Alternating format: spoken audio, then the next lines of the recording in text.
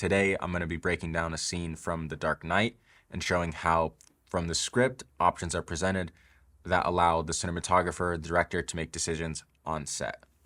When I was watching this scene with my wife, we watched it first with the volume on, and then I asked her if she picked up on anything in the cinematography, and she just kind of looked blankly like, no, I was just literally caught up in the story in the movie. So the job of cinematography is not to stand out or draw attention to itself, but to serve the story that's already being told. We do a lot to be invisible.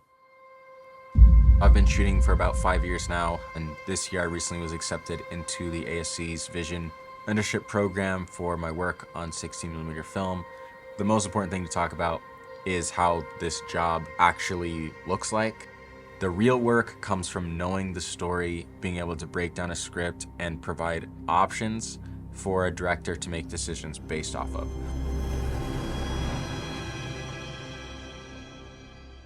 So we're going to start with this famous interrogation scene. At this point in the movie, Joker's been taunting Batman, telling him to reveal himself. This is after the crazy car chase sequence. He's just been caught. So we start interior interrogation, MCU, Gotham Central, night.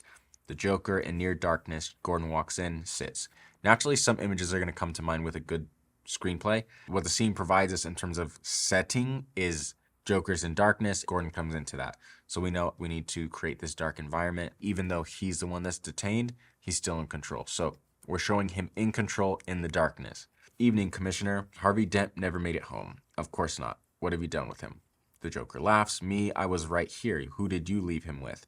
Your people? Assuming, of course, that they are your people, not Maroni's. The primary thing I'll do is look for beats in the story, and a beat is just like an emotional turn or moment where you can express something in a cinematic way. A beat can also just be like a cut point. It doesn't always have to be emotional. It can be just literally a physical.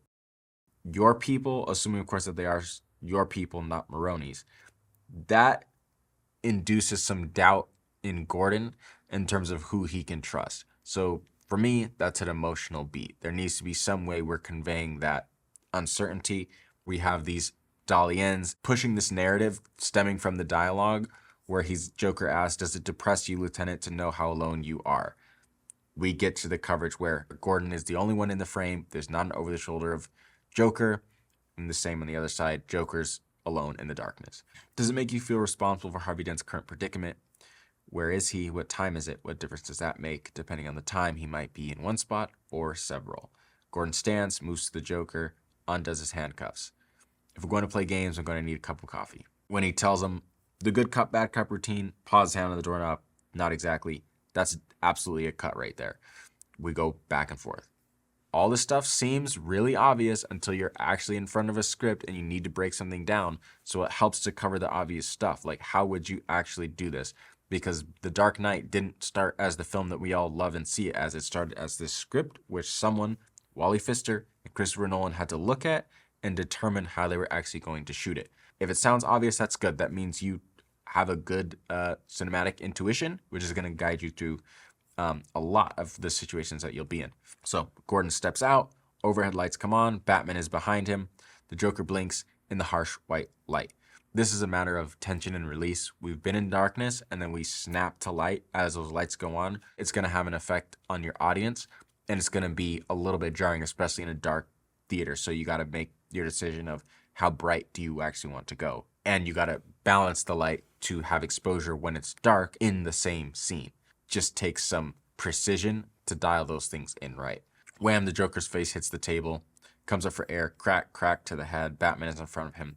The Joker stares fascinated, bleeding. So we kind of have two abrupt things happening at once. The light comes on, his head hits the table. We need enough time with Batman behind him before his head hits the table to actually understand what's going on, which when you're on set, that's just a timing thing. It's like, okay, we're going to call action and then wait 2 seconds before you go through your action. It's really kind of fun how that works on set. So the Joker says, never start with the head. Victim gets fuzzy, can't feel the next crack. Batman's fist smacks down on the Joker's finger. I'd expect to see an insert there. You first see a wide shot to establish their relationship to one another in the room, and then an insert of him smashing his fingers. Not a very clean insert either, but an insert nonetheless. You wanted me, here I am. I wanted to see what you do, and you didn't disappoint. You let 5 people die. Then you let Dent take your place. Even to a guy like me, that's cold. Where's Dent? There's another beat. We switch from Joker talking, addressing Batman, basically making assumptions about his character, to Batman cutting that off. And in the film, they decide to swap the 180. It's a more jarring to flip to the other side of the line as Batman's trying to get his point across. The Joker continues his monologue, ends with telling him, "You've changed things forever." Batman says, "Then why do you want to kill me?" The Joker starts laughing. The way to really frame dialogue, especially a conversation between two people, is to imagine that you're in the room. You don't always want to just look at the person that's talking. You want to see the reaction of the person that's being spoken to, especially when something impactful is said or done. So in this situation, Joker starts laughing. I want to see how Batman is responding to him laughing. And sure enough, that's the coverage we go to. Again, if this sounds obvious, you're in the right place. You're doing good. Kill you? I don't want to kill you. What would I do without you? Go back to ripping off mob dealers? No, you complete me. I would want that in a close-up. Even though the framing's not too different, the performance does draw into camera more to get that line closer to us. Batman responds, "You're garbage kills for money." And the Joker says, "Don't talk like one of them. You're not, even if you'd like to be. To them, you're just a freak like me. They just need you right now." So it's still that same back and forth. He's trying to get Batman to be on his side, which is what's influencing the camera move, kind of back and forth. When the chips are down, these civilized people, they'll eat each other.